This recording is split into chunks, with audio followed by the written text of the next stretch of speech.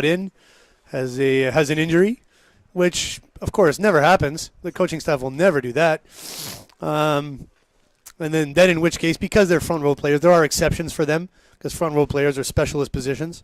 The same could not be done, let's say, for a winger or a fullback, where not anybody can play, but other players can be put there and things shuffled around. But yeah, with front row players, yeah, it's possible that starting hooker could come back in, only if there's the referee deems that there's a significant injury to the hooker that has been brought in.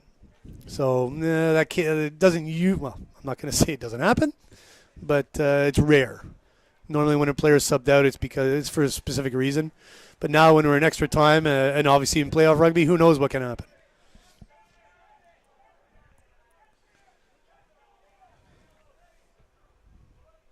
Because the Gators so far, especially in the second half, just had all kinds of trouble with the scrum, with the 2 foot-up penalties and then the 2 lost scrums. It's just been the last 4 scrums they've put in have not been good. So the Gators are worried about Banks' foot. You know that. He's kicked well out of hand. He's kicked well from the place from a goal-kicking standpoint. He's kicked very well for territory. That second half was basically his half. He took charge of things, so Bishops has got to be wary. Basically, they've got to keep the ball. They've got to keep the ball, get down there. Obviously, it's a new game, 0-0 basically. You've got a short 20-minute game. You've got to try to win this. And it doesn't look like they've brought their hooker back. I still see the other fella on there, so. Hopefully they can, if they do have to do a scrum, hopefully get the issue sorted out. Yeah.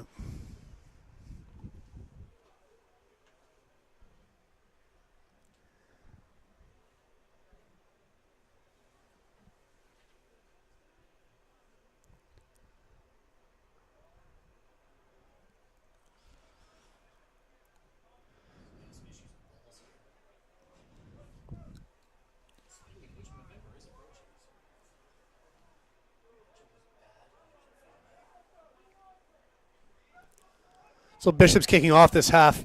Looks like the wind is blowing into their faces a little bit. Deep kick by Bray.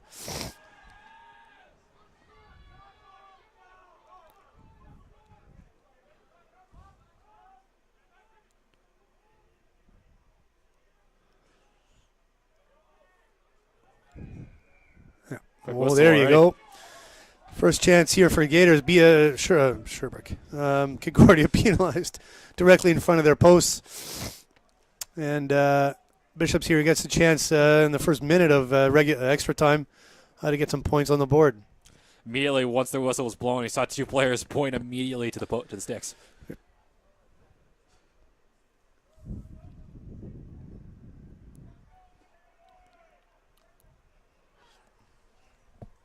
So Patrick Lawton here try to put the Gators up by 3 early here in the overtime period.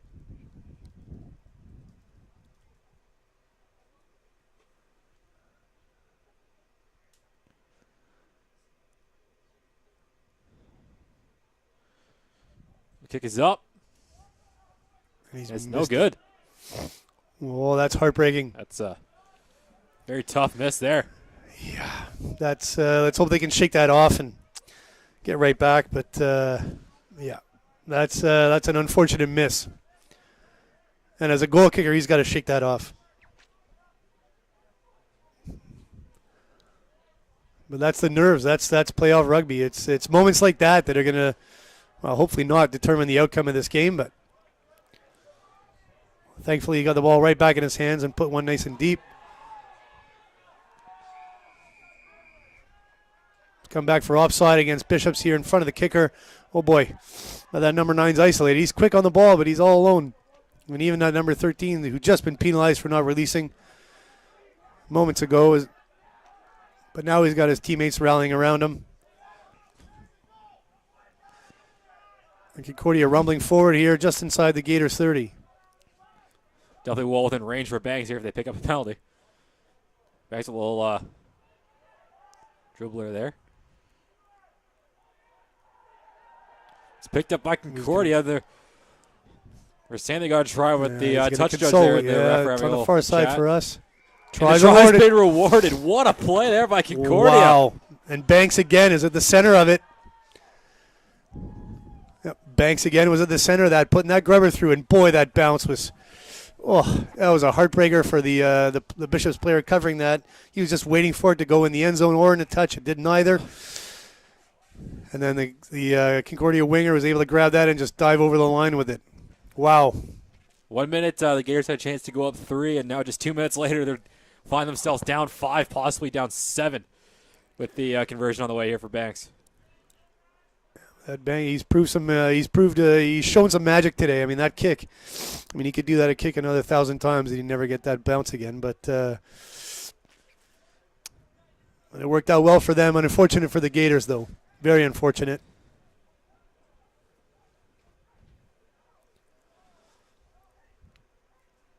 Yeah, a couple of Stingers players cramping up out there. So about a 30-yard conversion here for Banks, but right on the sideline. Yeah, with the angle, you add another 10 easily. For a left-footed kicker, yeah. But if anyone on Concordia can make it, it's Banks. Yeah. He's shown a lot of confidence today, especially in that second half. The kick is up. It's a good one. Wow. It's good. What a You've kick. got to be kidding me. That's fantastic. Oh, wow.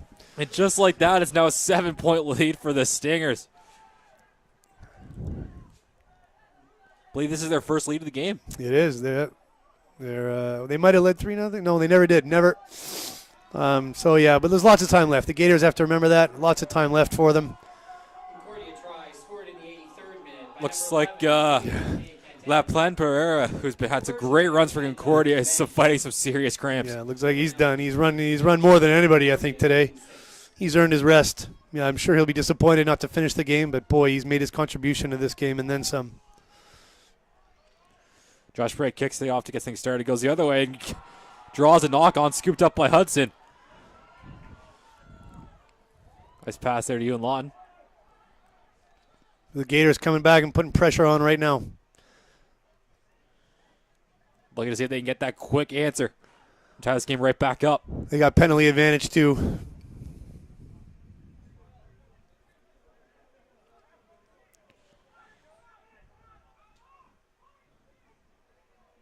Yeah, that slowdown right there. Good Concordia defense. You have to think he still has the penalty advantage, but I don't see his arm. Yeah, he still does.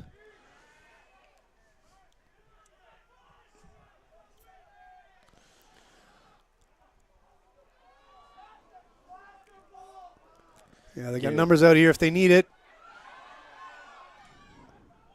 Just inside 5 yards out now for the Gators. Oh, nice step. Just a yard short by the looks of it. Still can't pound it in.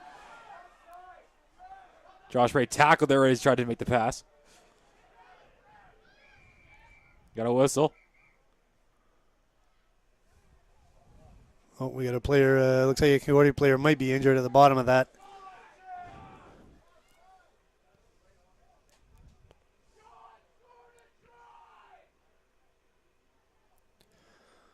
It's Banks. One of the players down is Banks.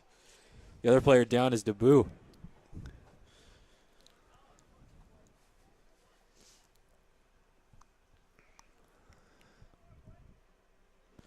That'd be a huge loss for Concordia if Banks can no longer go in this game. Yeah.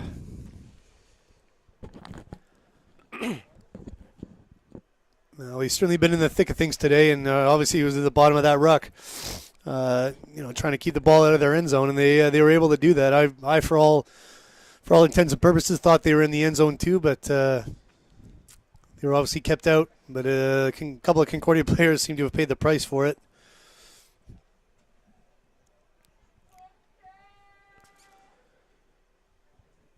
About 4 minutes left here in this overtime period. The first of two.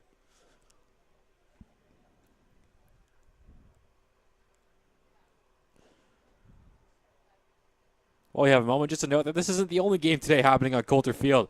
Immediately following this game, the women's soccer team for the Gators will be in action as they host the number 1 ranked Laval in the Gators regular season finale. So be sure to stay tuned in for that one.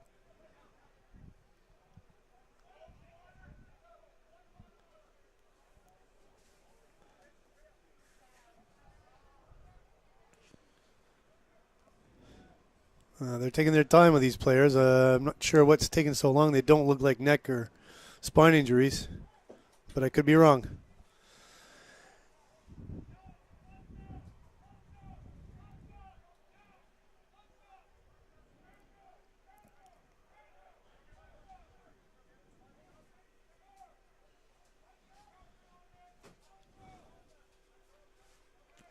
It's like there are a couple subs on the sideline getting ready to come in. Well, we've got a blood sub. I think your incoming hooker has gone out, and your fellow has come back in for a quote-unquote blood sub.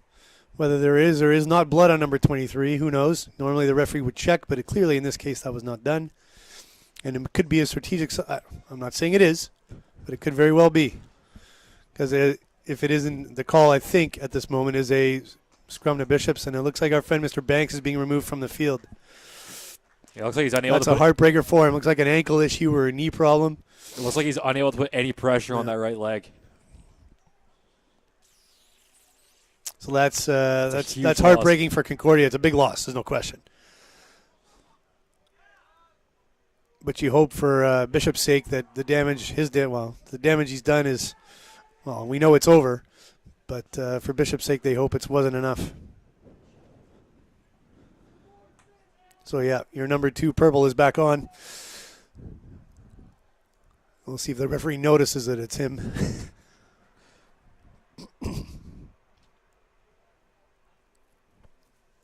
So both teams have had a chance to catch their breath here after a hard-fought 6 minutes. But this is going to be a very pressured scrum here for Concordia. They're still sorting out an injured player by the looks of it in the end zone. Looks like they're taping up Debut.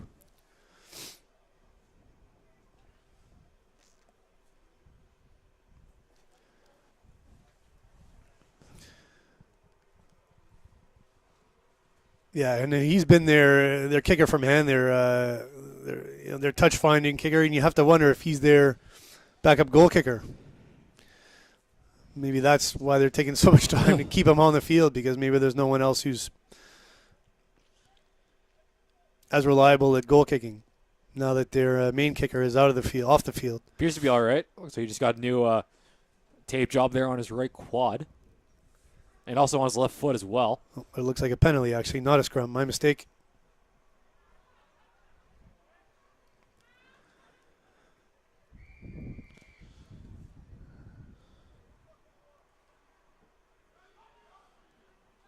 Hudson trying to find his way in. Yep, and he's in. Now the kick to come. The kick's going to be key. Absolutely, as it's down now to a 2-point game. After that try there by Hudson. It's all up to Lawton now to see if he can tie this game back up. Just over 3.5 to go here in the first overtime period. He's had a tough go of it kicking, but if there's one kick he's going to make today, it better be this one.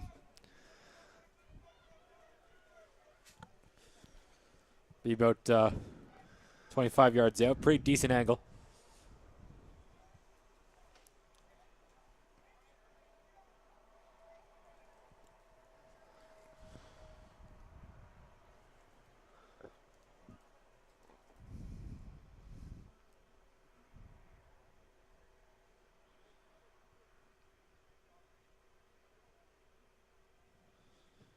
Kick is up, and it's good.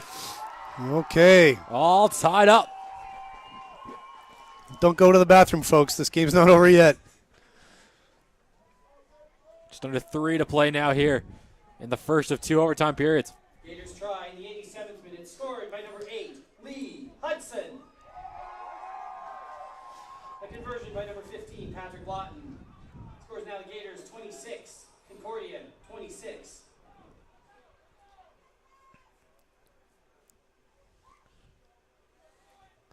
Debut with the kick to get things started. Does appear he'll be taking over the kicking duties.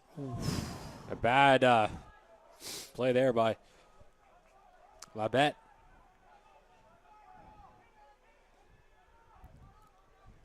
Concordia now with a good chance to get back on top. Again, they just want things in the middle of the field, and that's what DeBow is becoming the de facto general out here now. You can see him pointing at players and telling people where to go, and there's your penalty. Concordia's taking it quickly.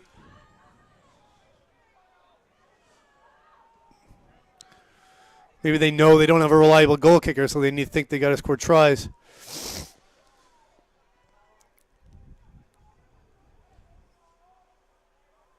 They're rumbling forward here, just a couple meters out. Threatening once again.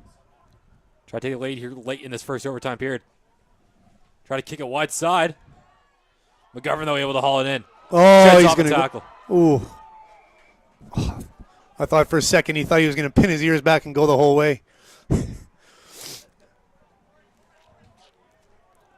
Because he had a lot of wide open space. He only had 1 or 2 players to beat. We know what kind of wheels he has, but that was well taken by him. And Bishop's definitely dodged a bullet there. Josh Bray kicks it deep. Right to about midfield. Less than a minute to go now here in the first overtime period.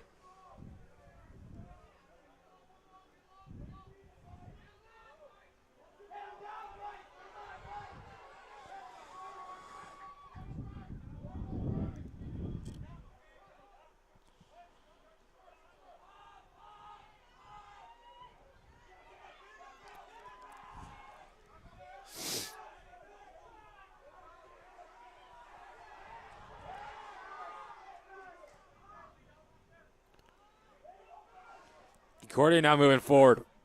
We're rumbling up right in the center of the field here, just 25 yards out. Big numbers out left. Big numbers. Their flanker steps inside.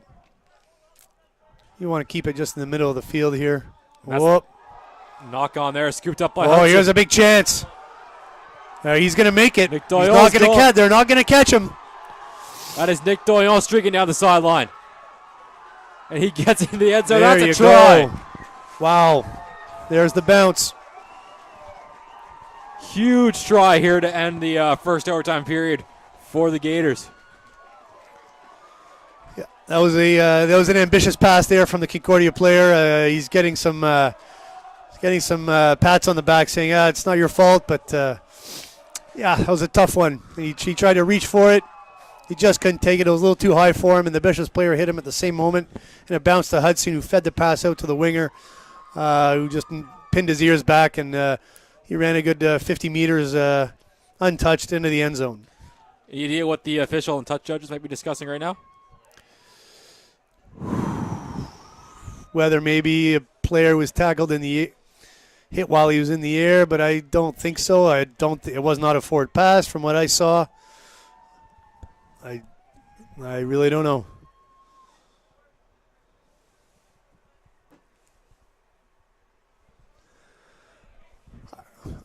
Certainly the pass from Hudson to the winger, it was not forward. Certainly from my standpoint, we had a pretty good view of it here. Did not look forward to me. The only thing I could think of is Concordia player being taken out in the air. But he didn't have, maybe because he didn't have the ball.